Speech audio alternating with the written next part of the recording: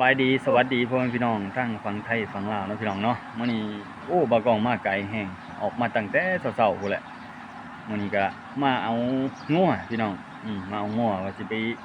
เฮ็ดงานบุญให้น้องนั่นแหละพี่น้องเอ้ยครบ100วันเนาะคือว่าทางลาวก็เขาเจ้าเอิ้นจังได๋ระบบกองก็บ่จักแต่ว่าทางไทยเขาเจ้าเอิ้นงานครบ100วันเนาะจะเฮ็ดบุญให้น้องเนาะก็สิคล้ายๆกันนะพี่น้องประเภทนี้เนาะแต่ว่ามาก็รถป่วย รถพังจักหน่อยเปลี่ยนนั่นน่ะพี่น้องเอ้ยแต่ว่าบ่กล้องน่ะมากับเพิ่นแต่ว่าสิขี่มอไซค์กลับปัตตานีเนาะนี่แหละ มาก็ไกลแฮงอยู่ติดกับอันเมืองอันน่ะพี่น้องเมืองบุรพาเนาะแต่ว่าอันนี้เพิ่นขึ้นกับเมืองไชบุทองเพิ่นว่าเนาะแต่ว่าเฮาข้ามมาเมืองนึงเนาะอีกจักหน่อยจังสิพากันทยอยกลับพี่น้องเอ้ยเพราะว่ามากับอ้ายเพิ่นเนาะอ้ายที่ว่าเป็นอ้ายของน้องเพิ่นแท้ๆนะพี่น้อง2คนเนาะแต่ว่าน่าสิเป็นอ้ายใหญ่เนาะ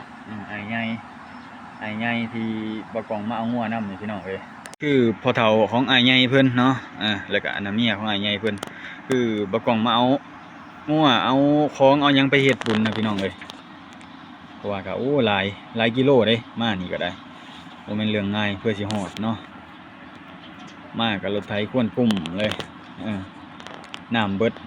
หม้อน้ำเบิดเพิ่นว่ามันเลยควนเนาะก็คือพ่อเฒ่าไอ้ใหญ่เพิ่นกันซ่อมให้เนาะคือว่าโอเคอยู่เนาะมาพอสร้างในอันนั้นเลยในตัวบ้านเลยเนาะสร้างก็ได้อันนี้งัวสิเอาเมื่อพี่น้องมีงัวถึกเนาะงัวถึกแล้วก็มันมีน้องมานำบ่งัวถึก2ตัวอ้ายกับน้องนะพี่น้องนะถือว่ามาไกลอยู่มื้อนี้เนาะประมาณเกือบพอ100ลักพู้น ฮอดบ่พ่อเฒ่าฮอดบ่เกือบฮอดบ่100ลักบ่ฮอดดอกอ๋อไปนี่จักลักซะโอ้ประมาณ6 ลักได้เนาะ6ลักบ่นี่โอ้ไปนี่6ลักถ้าแล่นไปฮอดบ้านอีกโอ้ยก็ฮอดแน่100กว่า กว่าไปเลยโอ้ยพี่น้องเอ้ยมาตั้งแต่เช้าเนาะประมาณ5 โมงกว่าเนาะออกมาเนาะก็มาฮอดนี่8 โมงพอดีมากินข้าวเช้าอยู่นี่พี่น้องเอ้ยก็อยากเฮ็ดให้น้องมันแล้วเนาะผู้ใดก็มาตุ่มมาโฮมกันเลยทั้งแม่เพิ่นก็มาเลยเนาะทั้งแม่เพิ่นพ่อเลี้ยงเพิ่นก็มาตุ่มมาโฮมกันเลยญาติพี่น้องก็ไปเราบอกเราบุญเนาะเพิ่นก็สิเฮ็ดนี่แหละพี่น้องเอ้ยนี่แต่เฮาแล้วมาเตรียมสิ่งเตรียมของเนาะต่อมาเป็นเคยเพิ่นก็ต้องเฮ็ดแน่พี่น้อง ก็ซอยไปอันนั้นน่ะพี่น้องเอ้ยเพราะว่าน้องเพิ่นก็มาอยู่นำตะกี้บ่กล้องมากก็คือน้องเพิ่นน่ะเป็นคนดุคนมันหลายเด้เนาะที่ใช้ง่ายแต่ก่อนถ้าว่าน้องบ่เป็นแนวนี้ก็จะให้ไปนำเนาะไปนั่นไปนี่ก็ว่าสิให้ไปนำเนาะออกไปหาเงินหาค่ำเพราะว่าน้องก็เพิ่นก็อยู่คนเดียวตะกี้ก็ได้เพราะว่าอ้ายน้องเพิ่นก็มีครอบครัวถ้ากันมีครอบครัวดนๆเทื่อสิได้พ้อกันเนาะเขาเจ้าก็ได้นี่พี่น้องเอ้ยก็เข้าใจอยู่เรื่องราวเรื่องนี้เนาะพี่น้องเนาะแต่ว่าเฮาอยู่ในหมู่บ้านก็มีแต่เบิ่งแย่งกันนั่นแหละของชาวบ้านเนาะพี่น้องเนาะเพราะว่าลูกหลานญาติพี่น้องเขาก็มีเนาะในหมู่บ้านก็ได้เพราะว่าอยู่นี่นะอ้ายใหญ่แล้วเพิ่นมันมีครอบมีครัวอยู่นี้เนาะแล้วกันไปกันมาก็มันบ่แม่นใกล้จะไปหากันตลอดเนาะพี่น้องเนาะคือว่าน้องก็ดำรงชีวิตอยู่ในหมู่บ้านแหละคือว่าช่วงที่ว่าน้องก่อนสิเสียชีวิตน้องก็ไปเฮ็ดเวียกอยู่ฝั่งไทยนั่นพี่น้องไปอยู่น้ำเอื้อยใหญ่เอื้อยกกโมเนาะเฮ็ดงานอยู่สวนทุเรียนนี่แหละได้เงินมาก็ซื้อรถมอไซค์พี่น้องเอ้ยซื้อรถมอไซค์คันแรกในชีวิตแหละเนาะคันแรกในชีวิต แล้วมาจักเป็นจังใดนะพี่น้องเนาะมันสิฮอดมือฮอดวันมาเลยเว้าจังไดก็บ่ได้ดอกพี่น้องเอ้ยแสดงว่ามันฮอดมือฮอดวันมาเลยผู้ใดก็บ่อยากให้มันเกิดดอกเนาะอุบัติเหตุก็ได้ถ้ามันเกิดแล้วเฮาก็ต้องรับมันได้เนาะก็คือว่าทำใจแล้วเขาเนาะว่ากล้องอันคิดว่าดนๆเทื่อได้เห็นน้องเนาะแต่ว่าบ่ได้เห็นกันมาแบบตั้งแต่เกิดเนาะแต่ว่าก็เสียใจแฮงเสียความรู้สึกหลายๆอย่างเนาะเพราะว่าวางแผนไว้เนาะคือว่าบ่กล้องเคยเว้าหั่นแหละซื้อรถปั่นเขามาก็คิดว่าเอาน้องมาอยู่นำว่าจะให้น้องไปนำว่าจังสิบ่ได้จ้างคนอื่นเนาะแต่กี้นะเว้าจังซี่เนาะเว้ากับพ่อเฒ่านะเพราะว่าน้องมันก็เมื่อพอดีบ่กล้องเมื่อน้องมันก็เมื่อเนาะก็เลยว่าอยากให้น้องมันมาเฮ็ดนำเพราะว่าได้นั่นได้นี่ก็แบ่งให้มันเนาะเทื่อมันอยากได้ลูกได้เมียว่าก็มันน่ะอยู่บ้านพี่น้องน้องมันน่ะอยู่บ้านเนาะอยากอยู่บ้านเพราะว่าก็ จังใดแต่ก่อนก็อยู่น้ำพ่อเฒ่าแม่เฒ่านั่นแหละไปมาอยู่ในหั่นแหละมีหมู่มีครูหลายเนาะน้องเป็นคนดีคนหนึงแหละเนาะเอ้าพี่น้องเอ้ยเดี๋ยวจังเบิ่งในบรรยากาศนี่ของในหมู่บ้านเนาะเป็นหมู่บ้านไอ้หยังโพนสะอาดเนาะที่ขึ้นกับเมืองมหาไซเป็นบ้านของเมียของอ้ายใหญ่เพิ่นเนาะของน้องชายน้องบ่กล้องก็ได้มาไกลแฮงก็มาซอยน้องพี่น้องเอ้ยอยากส่งน้องให้ไปได้บุญได้ศีลให้น้องเกิดดีทั้งสุขเนาะพี่น้องเนาะเดี๋ยวเบิ่งบรรยากาศเฮือนซ่านบ้านช่องเขาเจ้าเป็นจังไดเนาะเดี๋ยวเนาะพี่น้องเนาะเฮือนครัวของพ่อเฒ่าของอ้ายใหญ่เพิ่นอ้ายใหญ่เพิ่นมาอยู่พี่ก็โอ้เฮ็ดเฮือนหลังใหญ่ได้พี่น้องเอ้ยบ่ทันแล้วเนาะเฮือนหลังใหญ่อยู่พี่น้องเพิ่นไปเฮ็ดเวียกเฮ็ดงานไทยมาก็ได้เฮ็ดเฮือนต่อเติมมีที่ทางไปพักไปเช้าน้องพี่น้องเฮือนหลังใหญ่หมู่บ้านของเพิ่นก็สิติดทางดำพี่น้องเอ้ยเป็นตาอยู่ตาเช้าอยู่ดอกเนาะแต่ว่าบ่อนหาเงินหาค่ำอาจสิยากแน่ก็มีแต่หลักๆเลยก็มีแต่เฮ็ดให้เฮ็ดนาเฮ็ดสวนนี่แหละเนาะประมาณนี้พี่น้องเอ้ยนี่ละบ้านเฮาเป็นแบบนี้แหละเนาะหลายๆคนก็โอ้นี่แหละธรรมชาติบ้านเฮาพี่น้องเอ้ยคือว่าลาวน่ะสมบูรณ์เนาะทางด้านธรรมชาติภูเขาป่าไม้นะยังหลายอันนี้ทางพ่อเฒ่าอ้ายใหญ่เพิ่นเนาะเพิ่นซ่อมเครื่องอยู่บ้านนี่เขาจะเฮ็ดเขาจะหาหยังบ่ล่ะฮะอยู่บ้านเขาจะเฮ็ดเขาจะหาหยังอยู่บ้าน หาอย่างไรน้ำมันน้ำนั่นนี่แหละ อาชีพหลักๆเลยเฮ็ดให้เฮ็ดหน้าเนาะเฮ็ดให้เฮ็ดหน้าอาชีพหลักเลย น้ำมันนี่แหละ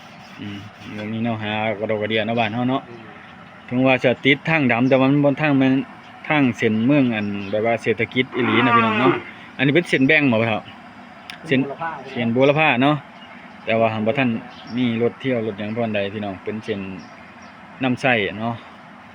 ของเมืองบูรพาเนาะอันนี้มันจะขึ้นกับถนนหมายเลข13บ่นี่มันแบ่งออกมานะพี่น้องเนาะบ่กองกับบ่จักคือกันน่าจะเป็นหมายเลข10เนาะแม่นบ่พ่อเฒ่าคันไปทางนี้เป็นเมืองวิระแม่นบ่เมืองวิระสิเข้าไปหมายเลขที่10เนาะลงไปเซนูแม่นบ่อ๋อเส้นนี้แม่นบ่กำลังฮู้เด้นี่พี่น้องเอ้ยมาหลายบอนก็ฮู้หลายบอนมาเบิ่งวัฒนธรรมการเป็นอยู่เนาะของบ้านเพิ่นพี่น้องเอ้ยนี่แหละเนาะอันนี้เงินซ่านของอ้ายนี่มาพ่อเฒ่าเพิ่นพอดีรถเป้เพ่ก็ได้โอ้ยน้องพี่น้องเนาะใครได้ว่าเพิ่นเป็นสร้างเองเป็นเปลี่ยนนั่นเปลี่ยนนี่เองเพราะมามื้อเช้านี่ควนกลุ่มพี่น้องเอ้ยควนกลุ่มเลยห้วยทางนี่ก็บ่จักแนวสิเฮ็ด